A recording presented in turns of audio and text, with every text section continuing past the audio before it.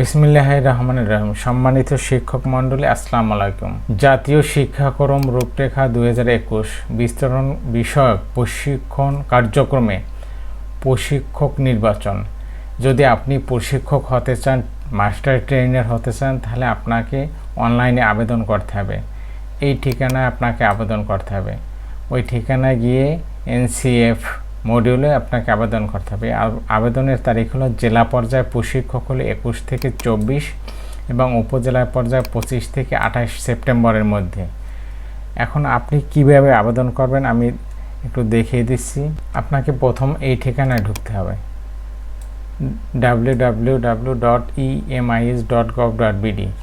এরপর আপনাকে এই যে নিচে দেখুন, এখানে এই এনসিএফ, এই এনসিএফের এই যে প্রশিক্ষকদের জন্য আবেদন ফর্ম, এখানে ক্লিক করতে হবে। তবে এখানে আপনি যাওয়ার আগে আপনাকে অবশ্যই পিডিএস নাম্বার জানতে হবে। পিডিএস নাম্বার কোথা থেকে জানবেন? আপনি এই যে পোর্টাল, এই পোর্টালে ক্লিক করবেন। এখানে দেখুন শিক্ষা প্রতিষ্ঠান, অফিসের ধরন, এটা আপনি নির্বাচন করবেন। যেহেতু শিক্ষা প্রতিষ্ঠান, এই শিক্ষা প্রতিষ্ঠান নির্বাচন করবেন। এরপর আপনি শুধু আপনার বিদ্যালয়ের ইএন নাম্বার দেবেন। ইএন নাম্বার দিলে আপনার যে পিডিএস নাম্বার আসবে, এই যে দেখুন এগুলো হলো পিডিএস আইডি। এই পিডিএস আইডি আপনি এখান থেকেও কপি করে নিয়ে যেতে পারেন। তাহলে আপনি এখান থেকে এভাবে কপি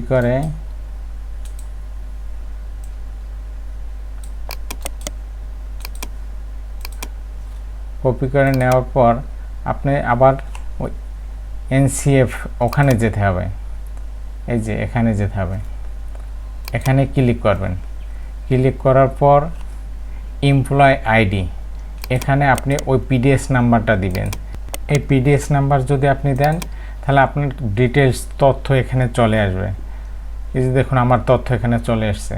এরপরে এখানে আপনার আর পূরণ করার তেমন কিছুই নেই, অটোমেটিক সব পূরণ হয়ে যাবে। এরপর এখানে দেখুন এই যে নেক্সট, এই নেক্সট বাটনে ক্লিক করবেন। নেক্সট বাটনে ক্লিক করলে পরবর্তী পেজে যাবে।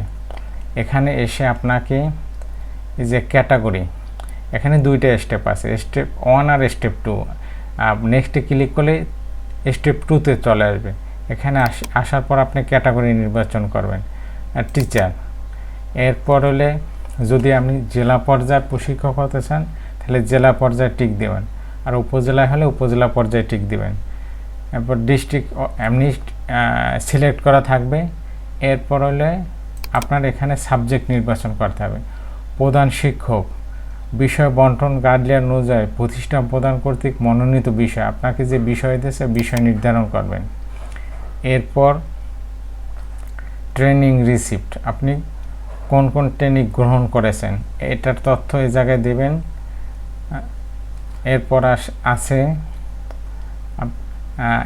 এরপর 2, এখানে এক্সপিরিয়েন্স অ্যাজ ট্রেনার হিসেবে আপনার কি এক্সপিরিয়েন্স আছে এটা দেবেন। এরপর আসেন এটা বিএড এমএড এক্সামিনেশন রেজাল্ট, এইটা আপনি কোন ডিভিশন পেয়েছেন সেটা দিতে হবে।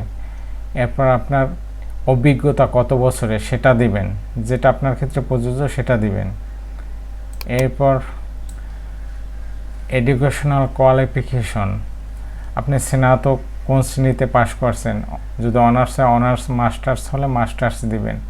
এরপর লিস্ট অফ আইসিটি স্কিল, আইসিটিতে কী কী স্কিল আছে, ওয়ার্ড অ্যান্ড পিপিটি অর্থাৎ পাওয়ার পয়েন্টে, তারপর email, WhatsApp, online meeting, class, graphics design, যেগুলো থাকবে এগুলো আপনি টিক চিহ্ন দেবেন। এরপর সর্বশেষ আছে ইন আদার অ্যাক্টিভিটিস, আরও যদি অ্যাক্টিভিটিস থাকে, স্কাউট, গার্লস গাইড, বিএনসিসি, তারপর হচ্ছে cultural activities, sports, ICT ambassador, এগুলো থাকলে আপনি টিক চিহ্ন দেওয়ার পর এই যে দেখুন এই সাবমিট বাটন অ্যাক্টিভ হবে এবং আপনি ক্যাপচা কোডটা দিতে হবে। এখানে আপনি এই যে ঘরটা আছে এখানে ক্যাপচা কোডটা দেবেন, তাহলে সাবমিট বাটনটা অ্যাক্টিভ হবে। অ্যাক্টিভ হলে আপনি এখানে সাবমিট করে দিবেন। আমি যেহেতু উপজেলা পর্যায়ের আবেদন করব, এখানেও তারিখ শুরু হয় নাই, এই জন্য আমি এখানে সাবমিট করব না। আর সম্মানিত শিক্ষক মণ্ডলী, এই ভিডিও দ্বারা যদি আপনাদের সামান্যতম উপকার হয় তাহলে আমার চ্যানেলটা সাবস্ক্রাইব করুন। ধন্যবাদ সকলকে।